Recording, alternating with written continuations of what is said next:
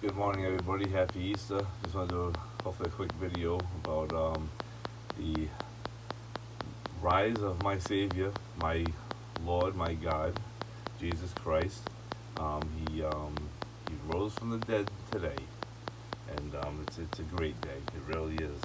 Um, he uh, he did what the devil thought he couldn't do, and that makes it a fantastic day. Um, I don't know what the deal is between the devil and God, and the whole process of why Jesus had to go to the cross and all that. Well, I mean, other than what we read about, but I mean the backstory to it. That's kind of none of our business at the moment. What was going on with everything, but you know, I just want to get to hopefully a few points on why it's such a simple and such a beautiful thing, even though it's gory and disgusting and all that. It's a beautiful thing because God had to leave intact our free will because He doesn't want to. All His creations have free will. Everything. The angels have free will. That's why a third of them fell and went with Lucifer at the time. But I want to promote this individual or this couple with these shirts that me and my late wife had. The front of mine, I don't know if it's coming up backwards or not. I'm seeing it backwards. I don't know if it'll fix it in the picture after, but it says it's not about me. And over here it says, on the back of the shirts, it says it's all about Him. Okay? And that's what we got to remember. We are a creation of the triune Godhead, the creators, or the creator, which is triune Godhead. You got to look at it this way. God decided to come for us. He decided that He would do such a drastic thing that I don't think Lucifer ever saw in the whole quadrillions of years that we would count as years. They don't count time like we do, but we'll just put it in that format so you can understand how long this has been going on for. It's been quadrillions of years this has been going on. Um, Everybody argues, young Earth, old Earth. You know what? I don't care where the Earth is in this whole deal. There's planets out there just rolling around doing nothing. They're dormant at this point. They're all going to come alive after this is all done. After the tribulation and all this is set, and God shuts the door to this whole current setup. This what's the word they use? This dispensation, if you will. This is what we're doing right now. We're not going to be doing this forever. I mean, to me, it's almost over. Anyways, we're so close to it. The idiot leadership in this world are really rearing their stupidity heads. They're not smart at all. They are they're trying to find a way to keep going without God. And I have proof that it can't happen without God because I got to witness the passing away of my mother. It'll be May. I think 27th, 28th will be a year my mother has passed away. Um, Unfortunately, July 2nd will be a year my late wife passed away. So I'm coming up to a year and a whole bunch of dates here, But my mom, she was giving us a play-by-play on how she passed away. I mean, it was well, I wasn't. I was still in travel getting here. I was. My sister said, mom kept coming in and out, like, falling asleep, waking up. So, am I still here? She'd be frustrated. She was still here in her bed and in her body. She knew where she was going. She knew exactly where she was going. She was waiting for it.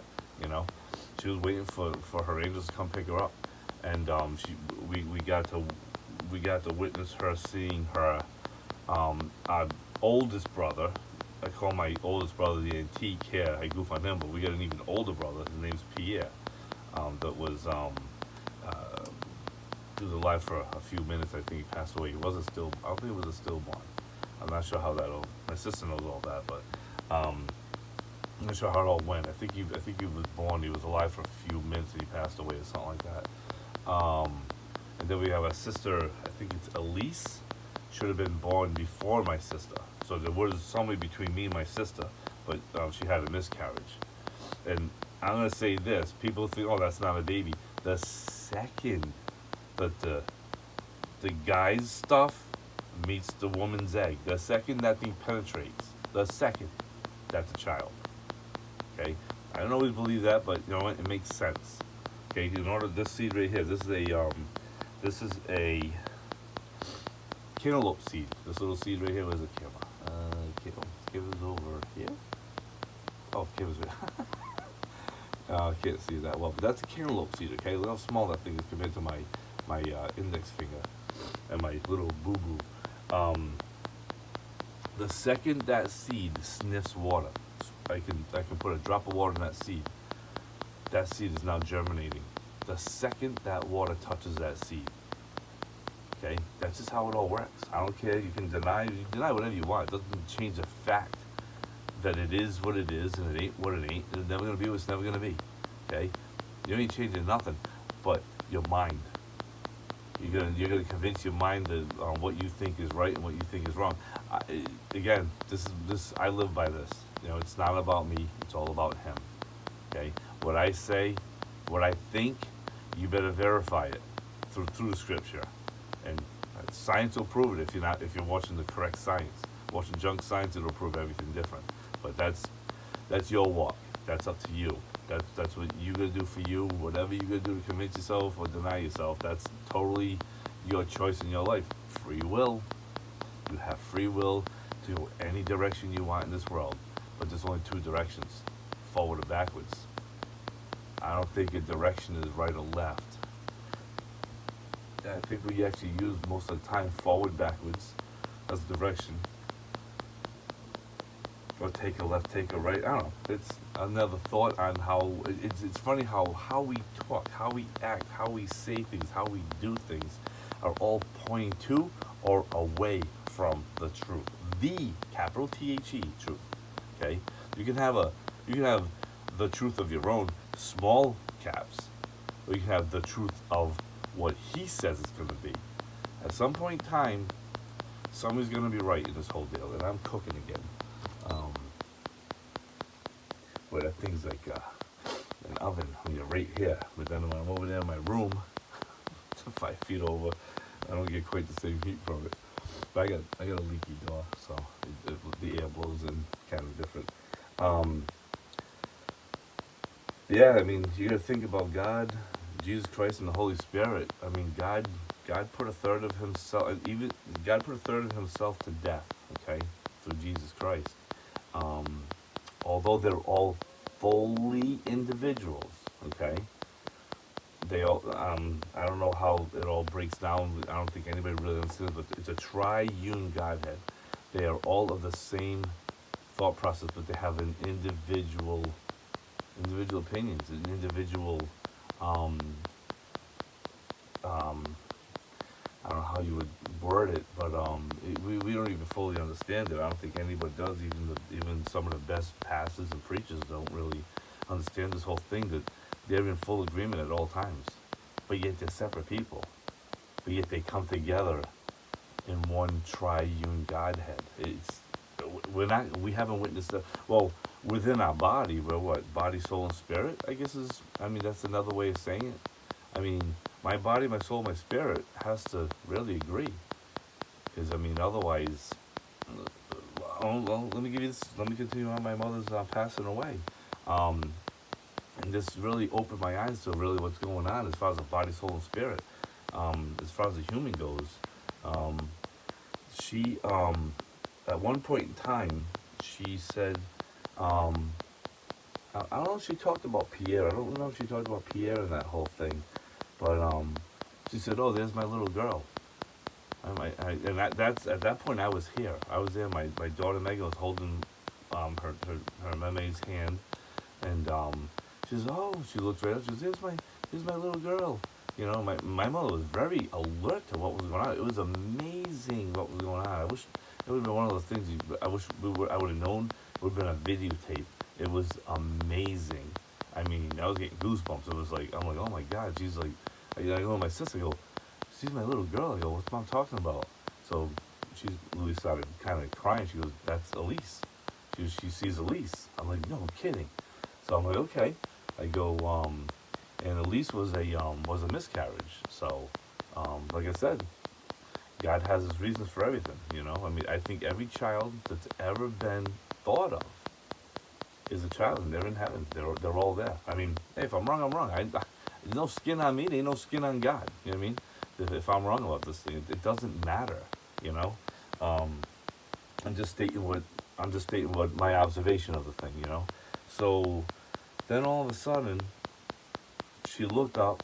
Was I? I think I had gone to bed because I was wiped out, and it looked like she was going to be not leaving anytime soon. Or was I in the room? I don't really remember. But what was said was, or I saw, and I'm kind of foggy on if I was there or not. I was there because yes, I was there because it took her. Let me just continue on. I was in the room. She looked up. She says, "Oh, there's my angels." She goes like that. She says, and I'm trying to do my mom's voice. Here's my angels. And my Megan said, that's my daughter Megan. She said, Meme's hand let go of mine. And that's the last thing my mother said. I see my angels. She was dead. She was gone. Okay. Now, what happens is I don't know if any of you know about what the death rattle is. It's they start doing this heavy breathing and then they stop and they start doing that a lot, you know. And it's like it's kind of creepy if you don't understand what's going on. But death rattle is a death rattle whether you're going to heaven or you're going to hell. Doesn't matter. The death rattle is a death rattle. But what I observed was the death rattle is the body trying to find a way to keep going without the soul and spirit. That's what the death rattle is. This physical body is like, I'm missing parts. I'm missing components. What's going on here? Now the muscle react, the muscles, the nerves, like we're supposed to be. There's supposed to be some charge telling us to breathe. There's some telling us that we're supposed to inhale and exhale. Why is this not happening anymore? I mean, she went on for I think 5 hours. Thank God it was only 5 hours. But man, 5 hours felt like forever. It was horrifying. I mean, my poor sister. I mean, and thank God it was short like that. She looks back now. She's that really wasn't that bad after all because they said the death rattle could go on for up to I think they said 40 to 72 hours, and she only did it for 5 hours. And she passed away completely. You know, but not another word from my mother. Not another comment. Not another. No physical. Nothing. She never woke up again. Nothing. Just 5 hours of a death rattle, and she officially passed away. I think they have it as the 20. It was like 11:23 at night. So by the time the doctor got here and the official people got here, it was after midnight. So um, they put it as, and they knew usually they'll do it when they get here. But we were all there. I mean, all the kids were here. Pretty sure everybody was here. All of us were here. All the siblings were here. And it was like it was just an amazing time. But because we were all of the same, you know, we all kind of said the same thing. It was definitely like around 11:23, 11:35. I forget what the time was exactly, but it was under that lower half hour before midnight. So, but unfortunately, it was my nephew's birthday. It was the day she died towards the end, so they didn't know if they were gonna push it to the next day or leave it on that date or not. Just for him, you know, he was very close to my mother. He was living in her house, so he saw her every day. So it was very tough for him too. But they just left it as it was, you know. There's a reason why, you know, the Lord does what He does. But it was amazing. So that's what I'm trying to go with the Triune Godhead. God's Jesus Christ and the Holy Spirit are the only ones that can separate, unlike us, and still be fully intact. And He was able to crucify His Son Jesus in such a way. I mean, death is a death, you know. But that's the only portion of the Triune Godhead that ever experienced a beating death like Jesus went through, and He did it for us. So you could argue all day long that Jesus Christ and God and the Holy Spirit through eternity are going through this world maimed, because God and the Holy Spirit lost a portion of their triune connection for a little while, and Jesus Christ is going through eternity with the marks on His hand and the thing in His side forever. We're gonna have glorified bodies. We're gonna get the sprinkles, the nuts, and the cherry on top of the ice cream, but he went through the spooning and the whole put together of it to make this happen. We're gonna get the goods, and he got the shaft, basically. He got the but he chose it too. He willingly did this. This is why he came into this world. He never had a place to stay, and he should have. He never argued the point. He knew what he was getting into. He knew fully what he was getting into. He knew how stupid the human race is going to be, and the leadership of the human race is where the focus is. That's why us individuals, as small-time Christians or Jesus believers, I think the word Christian being very abused. A lot of people stamp it on their shirt. Oh, I'm a Christian, and they go and do the same stuff they're doing. I'm no angel either. Please don't misunderstand that. I'm walking around like I'm the only one that's good. That's the window. The sun's up this morning, but I'm gonna open that up. It's too bright. Nobody's perfect, but some people use it as a license to be the same way, And again, we all have our shortcomings. We're gonna walk through this world looking like hypocrites to anybody that's a non-believer. That we're trying to convince them, be like, yeah, you're a hypocrite. Look what you're doing. You think what you did is perfect. But we as individuals have to realize, you know what? I hate to say it, but they're right. I probably shouldn't have done that. We apologize. We'll apologize for it, and that's all we can do is apologize, and it's up to them to accept it or not. I don't. The movie Escape from Hell, a little bit messed up dialogue. Once you go into hell, you ain't coming back out of it. But in his dream, well, that story's a little bit off, but the gist of it kind of makes sense to the whole thing. In this way, where the son refuses to accept his father's apology. His father became a Christian, a believer in Jesus Christ, and but because the son would not accept the father's apology, ended up putting the father in hell, even though he's a Christian. Impossible. That can't happen. You don't have any control over where I go. Only I have control over where I go. Okay, so if I do something horrible to my sister, right, as a Jesus believing person, and it's so horrific that she could never come to terms to forgive me. Unfortunately, it's on her. I apologize. I didn't apologize. Yeah, I'm sorry. Whatever. No, I legit, honestly, forcefully apologize. I meant it. I'm sorry that I did what I did. And it's up to her to accept it or not.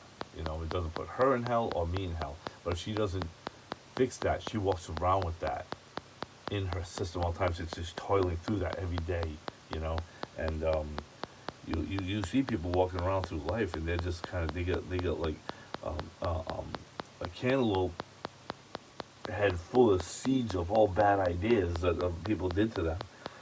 You as an individual got to realize this: the person that did wrong to you, you give them control over you when you don't forgive them, or when you don't accept, when you're chasing down for forgiveness, you give them the control. Only one person has control of my life. It's the guy that did this stuff today. The only one that crosses is the one that gets my full undoubted respect, and he has. I give my will to him. That's who I give my will to every day. I'm like, Lord, my will is yours. I will do with it what you want. I know I'm gonna get in your way all day long, but I'll do my best to live my life like you think I think you want me to. And in that you'll make mistakes anyways, but you just put your best foot forward. That's all you can do. Stuff's gonna happen. I'm gonna go in the house over here today. My sister might be upset. Maybe her husband has a massive migraine, and it's just gonna be one of them days. I'll take a ride down the street, take a right hand turn out of the driveway, a left hand turn out of the driveway, and so I'm gonna ride my butt all day long, or I'll cut somebody off by accident. Whatever, who knows? Stuff happens all the time. A tree could fall. You know what I mean? Who knows? Anything happens. This world is in its own. You ask for God's grace and forgiveness and protection, all that. And that's the thing. Back to that point. By God by God giving us free will, he also joyfully, everybody says, oh, he had to extend. No, he joyfully was able to, by keeping free will intact. He said, if I keep free will intact with these bunch of clowns down here, I can actually extend grace and mercy to them. And every day can be a brand new day. Whatever I did yesterday, gone. Lord, forgive me for that. We all know pretty much we do the stupid stuff we do every day. But Lord, forgive me for that. I know it's wrong. I don't know why it's stuck in my grill that I got to keep doing that. But man, I don't want to be doing that no more. Whatever that is, I don't want to be saying that. I don't want to be doing that. I don't want to be thinking that. But we're bombarded with ideas. This right here, devil's playground, right here. Don't tell me it's not. Guy or girl, you see the other sex or whatever thing you are. You see whatever you're attracted to, walking down the street. You're like, married or not. You start thinking, weird thoughts. I mean, wanting to connect with your, counterpart in an intimate way is not the bad thing. It's the timing of it. You know what I mean? We need a little more due process in that area where we need to consider, is this a good life choice and all that stuff? Because I mean, we don't know 1 minute to the next if we're gonna be here or not. So I mean, and that goes with a relationship. And you don't know. I mean, my late wife, I don't know what happened towards the end. She definitely was having some problems. Mentally, to a point, maybe not mentally, can't say that because but she was definitely rattled, really through our whole relationship. I met her like that, and it seemed to be getting worse. I mean, I want to say she was definitely had trouble being around people. I don't know what that's called, but like anxiety around people and stuff. To the point where we would almost go hang out with people like just once or twice, and that would be it. We'd see them all the time, but we'd never hang out with them again. So I don't know what that's all about, but I'll never know now. I mean, unless her family decides to start talking to me again. But to me, they kind of rip me off, and I'm not one to stick my nose where it doesn't belong. And they're probably mad that I did that, but I mean, the circumstances surrounded how this all went down, I just can't. I gotta just. The Lord's gonna have to work this one out. This one is so thick. I stuck my foot in places where it didn't belong. Because I'm not innocent in this situation. I'm not saying it's all them. It was a little bit of me, a little bit of stubbornness, with what went down. But I needed time. I take a long time to process stuff. I'm not a you do me wrong, it's going to take me a while to process it because I want to, I don't understand it, I take it personal, and it just takes me a while to get through the whole thing, and I want to reason it to the correct reasoning. I can go back to the job I had that I left. I left it for a bunch of reasons. The main reason was I just needed downtime. I severely needed downtime, and but the boss was acting like a narcissist. I mean, a control freak. He reminded me of my ex-wife every day I go in there. Everybody else could walk down the same path. The minute I would go down that same path, I would get told to, you can't walk that way. You're gonna go. It's like, well, you get 8 drivers just walk down that same path. What are you talking about? Well, I want to go all over here. He would just tell me only. And I'm like, yeah, I'll consider that next time. I have to walk down the same path anyways. I said, when you tell everybody, then I'll do it. Until then, I'm not worrying about it. And he was a 38-year-old guy. I'm 51 going on 52. So I'm like, dude, I've been to your rodeo. I mean, you're gonna learn the hard way that ain't how you get guys to do anything, But good luck. But anyways, that is a little sidetrack to the old job and all that. But bosses be crazy. I mean, it's like, why are you gonna be such a jerk? But the management above him or her wants to see that you're a butthole to your employees, and then they like you. If you're nice to your employees, well, then they don't like you. They won't give you no promotions. It's kind of weird. So you're either gonna be Gotta be a Hitler about it, you know. My ex-wife's still a manager, you know, and I would put her in the same category. She's like, just gotta. I was sleeping at her house for like a week on the couch, right? And because I was helping, I didn't have a car. I was using her car and everything. So to go visit my daughters, she agreed to let me stay there. So one time was like a week long. So I'm sleeping on the couch. So one day I had to sleep with my head on the left side. The next day I had to sleep with my head on the right side. I'm like, and she would decide at that night what side my head should be on. And I'm like, what's the purpose of that? Because I want the couch to wear evenly. And I'm like, huh? I'm like, are you serious right now? She goes, yeah, well, you're squishing this side of the carpet, of the couch. I'm like, I go, that's clinical, girl. I go, that's nuts. I go, does your boyfriend know you like this? I go, you may want to fix that. 'Cause I know that's why I left you, you know? So it was just kind of funny. But I'm sorry, I didn't want this to be about anything but the Lord. But just you're gonna go through stuff in life, I guess is the point I'm going through. But don't think the Lord doesn't love you. It might be the opposite. He's putting you through the crap because he knows you're the one that can handle it. And there's a reason why. And you're being tested on stuff at the same time. Are you going to fall away because of that? Listen, God crucified Jesus Christ. Or he allowed him to be crucified. I mean, think about taking your spouse, one of your siblings, one of your children, and putting them to death. And let there be no hope of them coming back. I mean, think about it. If Jesus didn't perform perfectly in that situation, he wasn't coming back. I mean, it's yeah. I mean, there's no. I don't think I'm wrong in that saying because if one sin was not accounted for, then he wasn't coming back from that, and that's a big deal. I mean, yeah, God can make anything happen, but God is all good. God is all truth, all love, and He will deal with it in that way. I mean, what we're getting away with down here is amazing, but God can't allow it. But through His Son Jesus Christ, He was able to.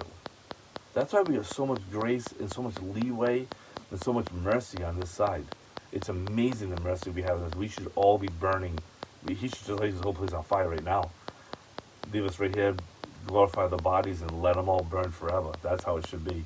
We should feel every bit of the pain we cause God. But He said, you know what? I got a better idea. My son's is more than willing and more than able to do this task. He's gonna do it. He's gonna succeed, and we're gonna win the day. And today is just the anniversary of the winning of that day. So, congratulations to everybody that accepted Him. It doesn't matter what you did yesterday. It doesn't matter what you can do in 10 minutes from now. It does not matter. As long as you realize, the lesson here is realizing that you're flawed. That's really it. Realize you're flawed. Realize we're walking around we're glitching. You know, we're like we're like the T-Mobile cellular phone network. It glitches all the time. People like it, but it all depends on where you are. But anyways, I'm just picking on that. I don't like T-Mobile. I may have to get them when I go out west, but I don't like them. They're very glitchy. Very it doesn't function well. But back to this. We're a very